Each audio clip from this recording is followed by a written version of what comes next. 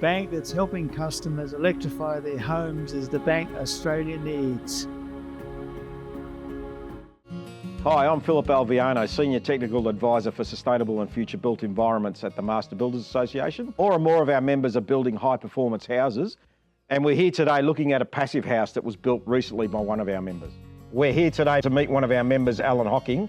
Alan's from Hocking Homes, and he recently finished the building of a passive house. So Alan, just tell me a little bit about yourself. How long have you been building for?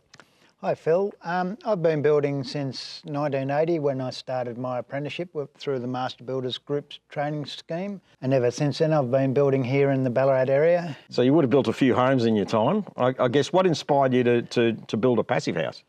I'd been trying to build energy efficient homes since the early 90s, where clients were saying that they felt a lot more comfortable and enjoyed their homes the more energy efficient they were.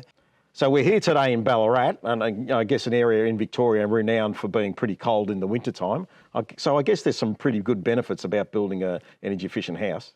Yes, the other day it was -4 degrees and a frost, and inside the house it was still 20 degrees because it was still holding the temperature from the day before. So, and we're here today, the sun's out now. We're on the northern side of the house, so we've got lots of good northern aspect and lots of sun. And this is clearly, where the focus in a sense. So tell us a little bit about, some of the design features here. Yes, the main focus of all light and window coming into the house is the north. We have the very wide eave, upward sloping eave that in the winter, as you can see, allows full sun to the full height of the windows, yet in summer that eave stops the sunlight from coming in right down to the base of the window, so no sun comes in until basically the 19th of February when the first sun actually enters into the house. So summer it totally blocks out the sun, and in the winter it allows full access of the sun. So we've got a design for winter and summer, so we can't forget, like you said, we're getting the sun in the winter time, but we've got the shading in the right spot and the right size to keep it out during the summertime. That's correct. So we don't overheat the house. Alan, one of the features of the house that I noticed when I first arrived were the concrete tilt panels. Can you tell us a little bit about how you've done these? Yes, so I use concrete tilt panels to create just effect, as well as a very strong, robust external cladding. You mentioned the panels were robust. I guess that's part of the building goals of building in this environment. A little bit about that. Yes, it's very, very good for bushfire attack level, and also just durability. Very durable, these panels. So part of that is the low maintenance, I guess. So very low maintenance. We're not spending time and materials maintaining these all the time. There's no painting at all on the outside of the house. So easy to look after, easy to maintain. Yes. And gives us bushfire protection. We're in a rural area, so we need to do some of that as well. Yes, and very robust in stormy weather and things like that too. I guess one of the issues with using concrete tilt panels and passive houses, we've got to allow for thermal bridging. How have you managed to do that here? Yeah, the concrete panels are totally separated from the inside of the house via the insulation, cavities in the wall. So I basically treated these panels like I would a brick veneer. So I've got the cavities in behind the wall and then all my insulation layers and things like that. So this wall's insulated to R5. And then it has airtight layers and wind-tight layers installed within the wall itself. Yeah, so we're separating it totally from the indoor environment. That's correct, yeah. Alan, one of the features of a passive house, of course, is the passive solar design. We spoke a little bit about it before, but now we're inside and we can see how much of a difference it makes. Yes, it's great. The sun comes in nearly 5 metres at this time of the year, close to the winter solstice. The sun warms up the insulated screed, so this floor is fully insulated from the structural slab.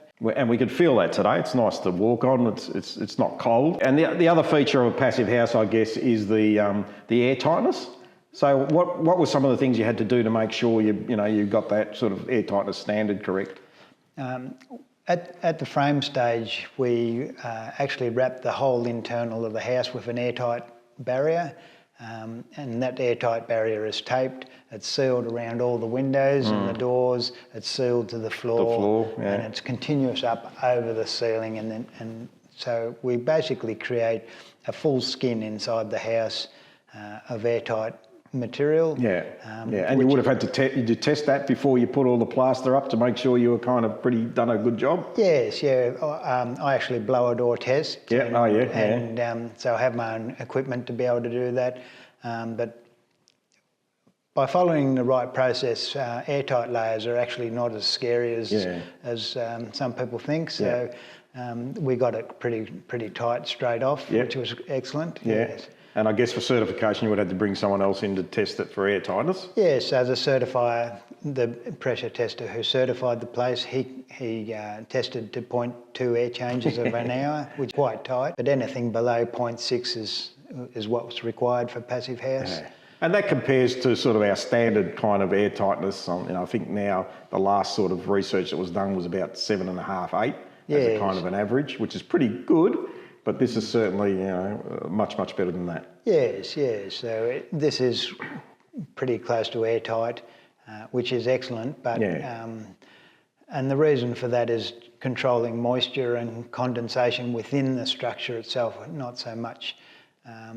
It's not so much the energy efficiency, which it helps. It's very important, but it also helps with the moisture control and management. Yeah. So we've got no drafts.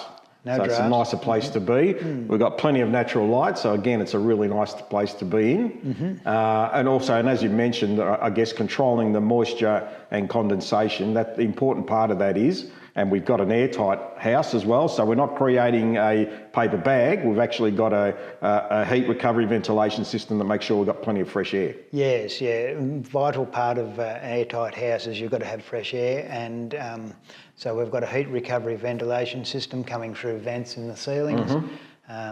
We've got air being exhausted from the house through the wet areas. And we've got fresh air coming into the house via the living rooms and the bedrooms. So we're getting lots of fresh air into the bedrooms and the living room, but we're heating the air going out or cooling the air going out, so we're not losing the temperature of the house as such, but we've always got nice filtered fresh air. Yes, that's correct. So the energy in the air is fully recovered through the heat recovery ventilation system. So. And I guess another bonus of that is that we don't get dust in the house and we don't get insects in the house as well. Yes, the system's fully filtered. So we can filter it out even to hospital grade filters if people are sensitive to pollens and things like that. So I guess if someone's got really bad asthma or really get really bad hay fever, it's great to be in an environment where all that's filtered out. Yes, we're fully sealed from the outside in effect, So that's the other benefit of having a place like this. Alan, we've talked a little bit about, putting the windows in the right spot to make sure we've got the sun coming in, but also an important part of a passive house, and any house really, are the windows. Can you tell us a little bit about these windows?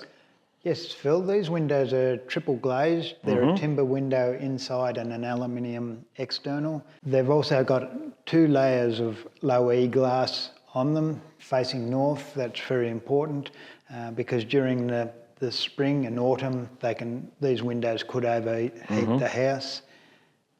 So the importance of having the aluminium on the outside? It gives weather protection and also fire resistance, a much hardier finish. Again, we're building a house, protection from the fire, but also reduced maintenance issues and those sorts of things in the long run as well. And we don't put aluminium on the inside? The timber is an insulation in itself. It's not as good as some of the other insulations, but much better than aluminium. So it's working like a thermal break. It's stopping the heat or the cold transferring through the aluminium into the house. That's correct, yes. Okay. And the triple glazing obviously improves the performance of the glass. A single pane piece of glass, we keep being told, is pretty much like having a hole in the wall. And we can stand pretty close to the glass as well, and it doesn't feel cold. That's right. That's one of the main criteria is that you don't feel cold when standing near it. Alan, I guess this is the heart of the home in terms of the HRV and the heat recovery ventilation system and getting fresh air in and stale air out and controlling condensation. Just talk us through it a little bit. Phil, this unit, the stale air from the house comes out through these vents, the first vents there, come down through the unit and then go out and are exhausted to the outside through that duct. Fresh air comes in the duct from the outside and goes through the unit and then goes up into the house through those ducts there. The inside of the unit recovers the energy of the air that's coming out, and it replaces the energy into the air that's going back into the house. The air is fully filtered, so the fresh air coming in goes through a filter that's in behind here, and the air that's coming out is actually filtered through another filter there to protect the workings inside, to make sure the heat recovery works to its optimum all the time. Heat recovery, it's passing through a device that kind of, if the air's warm, the device warms up, and then as the other air passes through it, it warms it up. That's correct, yes. Yeah, so the air doesn't mix at all. And in the summertime, it works the other way, where it's absorbing the cold of the air inside the house, and then as the hot air comes in, it's getting cooled by that cool. That's correct, yes. Yeah. So show us a little bit of the filters.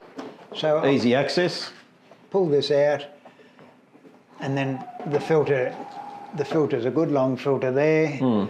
These filters need changing. They're starting to get a bit clogged up, but very easy to change and very easy to get new ones and to replace them. Yeah, and I guess the benefit again is it's protecting the unit, but it's also stopping pollen, dirt and dust coming in. Alan, we spoke a little bit about the windows before and why they're important. Can you tell us a little bit about the features of the doors as well? Yes, these doors are triple glazed doors again. Yep. But the advantage of these doors is not only the triple glazing, but they've also got 3 layers of seals. And then when I lift the handle, it brings out these cams that pull the door into the seal when it's closed. So it's really nice and tight. So it's really nice and tight. Yeah. Lovely doors and work very well. And again, a feature, an issue in terms of air tightness, so we're making sure we've got the right door, like you said, with the proper seals. Yes. And that seal's nice and tight when it's locked. Yes. And seals all the way around, top, bottom and sides. Alan, I wanted to talk to you about this wall, which is a standout feature in the room. You've brought the detailing from outside into the room in terms of the surfacing, but it's also working as a thermal mass in here. That's right, yes. It's like a big thermal battery that holds the temperature. This wall is actually isolated from the structural slab underneath by thermally broken insulation supports, and the floor insulation actually goes under this wall. So this wall is totally isolated from the structural slab underneath. So again, we're not getting any thermal bridging. No thermal we put bridging. a thermal break in it, so there's no thermal bridging, and it's working, it kind of moderates the internal temperature, doesn't it? Yes, yes. And even the wall insulation goes continuous, so this wall does not go to the outside of the building. Yeah, so it's disconnected from the external environment. Correct, yeah.